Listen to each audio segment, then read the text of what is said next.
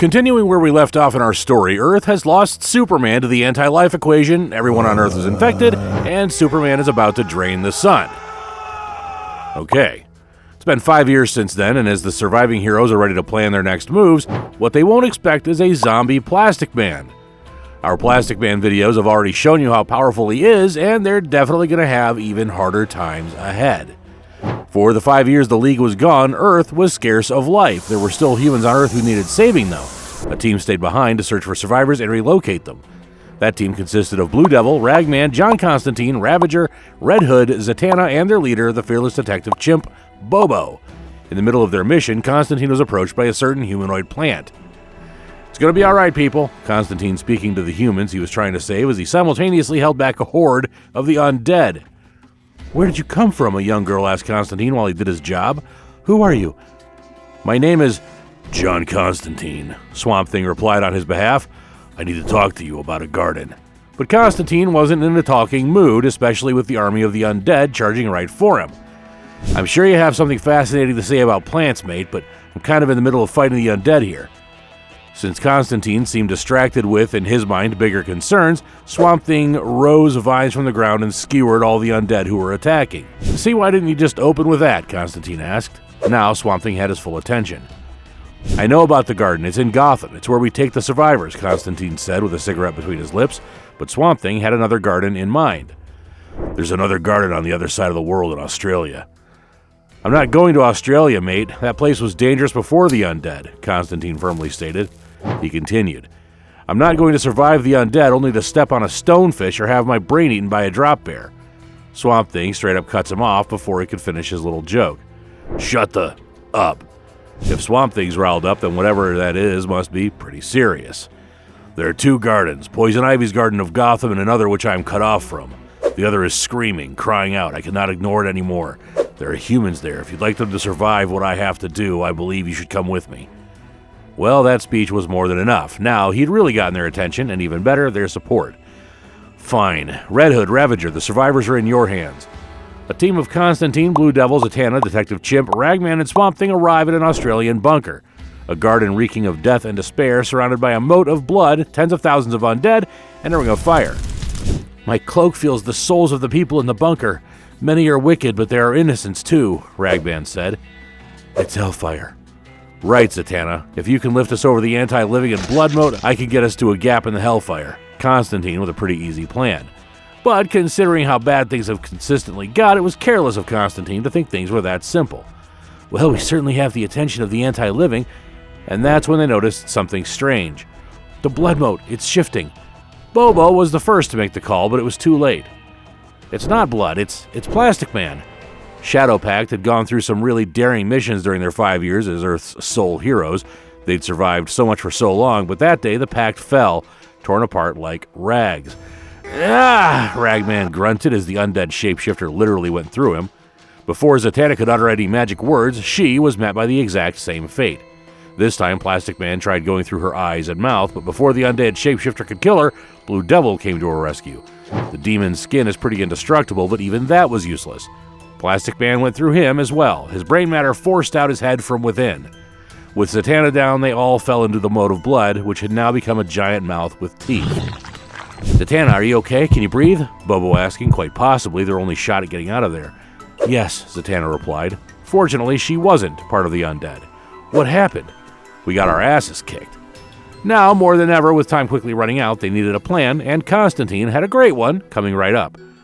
"We're in a ball of plants surrounded by a rampaging, shape-shifting monster beside a wall of hellfire, which is why we needed you to wake up," Constantine started. "What are you proposing?" "We're next to a wall of hellfire," Bobo replied. "That stuff will burn through anything and anyone," Constantine finished off. And just like that, they had a plan that just might work. "I see.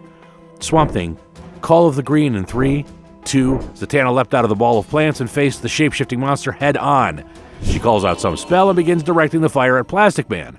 In moments, zombie Plastic Man was engulfed in flames. Zatanna burned him right to the ground. The smell of flesh and plastic quickly filled the air, and it was over. Blue Devil said we should turn back. I said we shouldn't. Bobo was regretting some of the decisions that led them to this moment. "You couldn't have known. Can we move this regret to somewhere that isn't between a wall of fire and an unrushing horde of anti-living? Constantine having no patience for the pity party. But there was a greater evil lurking behind the walls of that bunker. They might not have been ready for the undead Plastic Man, well, they were even less prepared for what came next. Not the dead this time, the living. Unlike earlier with Plastic Man, Bobo calls it a lot quicker this time. Down! Moving on, unbeknownst to anyone, Cyborg did not die the day Wonder Woman ripped his head.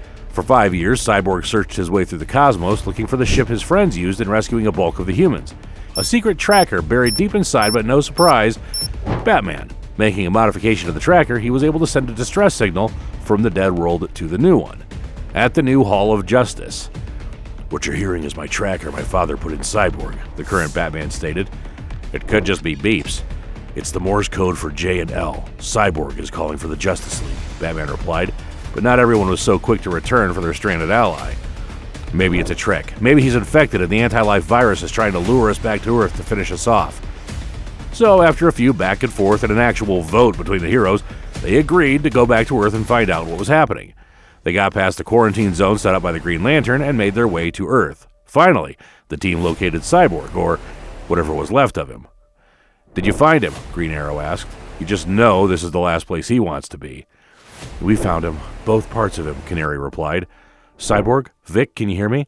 They needed to confirm that it was actually Cyborg and not just some undead version of him. And what better way to do that than with the lasso of truth wrapped around him? "Lasso of truth, if he can speak, this will make it happen," Wonder Girl said, outstretching the lasso towards Cyborg's face. "Die, nah," Cyborg said as faintly as ever, calling out Canary. However, there wasn't any time for catching up. "Hey, we have some monstrous hordes coming in, probably 10 minutes away," Hawkgirl warned. So, the League grabbed both parts of Cyborg and immediately took off to their ship. But again, why do they keep thinking it's going to be that easy? "Run, she's here." Cyborg trying to tell the team something, but they just couldn't hear him. "She's always here. Run." "Proximity alert," Canary yelled out. Something had come for them, or better still, someone. Boom! Something smashes right through their ship. "Dinah!" Green Arrow called out right from the clutches of zombie Wonder Woman. She was the one Cyborg was warning about. Shulk! Wonder Woman straight up drags her hand across Green Arrow's chest, infecting him and turning him into a zombie. And just like that, they were about to lose it all again. "Ollie!" Dinah yelled out, and followed it up with the loudest scream she could let out. She even caught the dying Green Arrow in the crossfire. "Ah!" With tears in her eyes, she went straight for Wonder Woman. Tag teaming by Canary and Hawkgirl, Wonder Woman didn't stand a chance. They needed to kill her. But just as Canary was about to stab her with Kryptonian killing blade, Cyborg reveals knowledge only he alone knew. "There's a cure," Cyborg said under his breath. John heard him and immediately rushed in to stop them before it was too late, but that would come with a cost as well. Dinah, don't! We can save her, we can—" Shoot! Just as John jumped between them, Canary impales both of them, and John took the worst of it. Dinah, there's a cure," John said before collapsing. So, just a checklist. John is dying, Green Arrow is infected, they're stranded, Shadow Pact is getting shot to hell, and don't forget Superman has been absorbing the Earth's sun for 5 years. So yeah, it's definitely going to keep getting worse.